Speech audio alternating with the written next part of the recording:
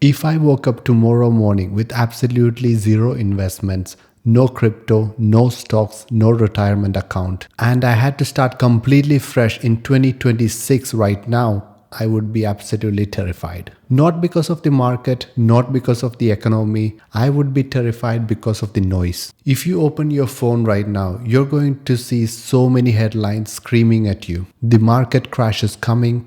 The times are completely different. The death of the dollar. It's designed to make you panic. It's designed to keep you on the sidelines. And if I was starting today, I would completely turn all that off. Because here is the fact that most financial news channels won't tell you. They sell fear.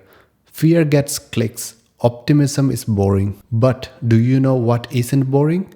It's data. Today, I'm going to walk you through the exact, boring, evidence-based plan I would use to build wealth in 2026 from zero. This isn't about getting rich next week. This is about being free in the next 15 to 20 years. I am going to show you the math that proves why waiting for the right time is the most expensive mistake you can make. And I am going to share a specific statistic from JP Morgan that completely changed how I see money. So grab a coffee, let's sit down and build a plan. Step 1 isn't actually buying stocks, it's understanding why we have to do this in the first place. I talk to so many beginners who say, I'm going to keep my money in the bank, it feels safer there. And I get that because the stock market can feel like a casino at times. But here is the hard truth. Cash is not safe. Cash is a guaranteed loss. It's called inflation. You have heard the word. Let's see what it actually does to your life. Think about what 50 pounds could buy you from a supermarket 10 years ago. Now think about what the same 50 pound can buy you today. Maybe 2 bags of groceries if you are lucky. In healthy economies, prices go up about 2 to 3% on a yearly basis.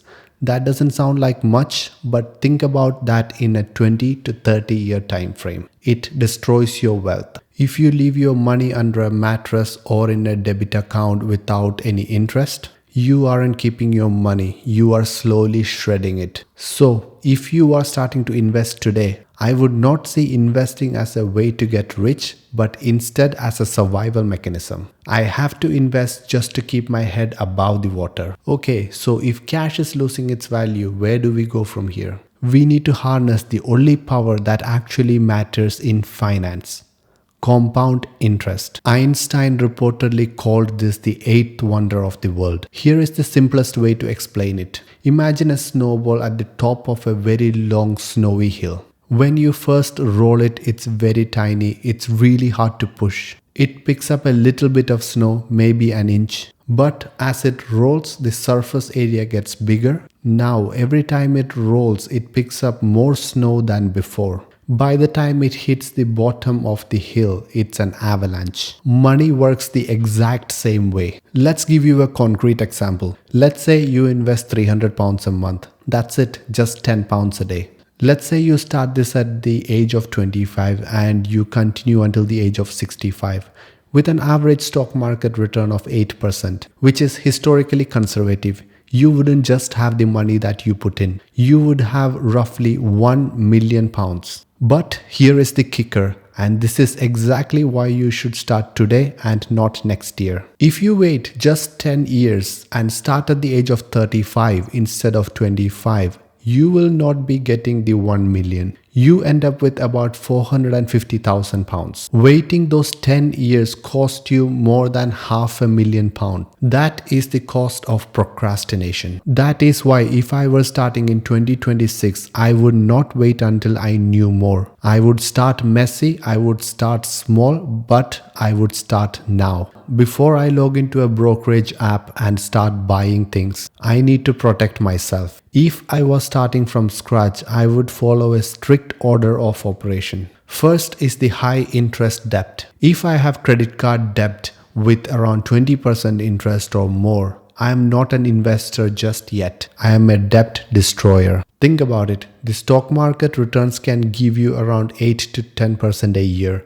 But your credit card guarantees you lose around 20% every single year. Paying off a credit card debt is the best investment return you will get. This is a guaranteed 20% return, so I would attack that first. Second is the Sleep Well Fund. This is your emergency fund. If I invest all my money, then my car breaks down or I lose my job, I might have to sell my investment to pay for my rent or my mortgage. And Murphy's Law says that I have to sell them exactly when the market is down, and that's a disaster. So I would keep 3 months of basic living expenses in a high interest savings account. This is money I do not touch. This is not for investing. This is insurance. Once that's done, we can now play offense. So what would I actually buy in 2026? This is where most beginners get paralyzed. There are thousands of stocks, Apple, Google, Tesla, or some random AI company. Here is the truth. I would not pick a single stock. Why?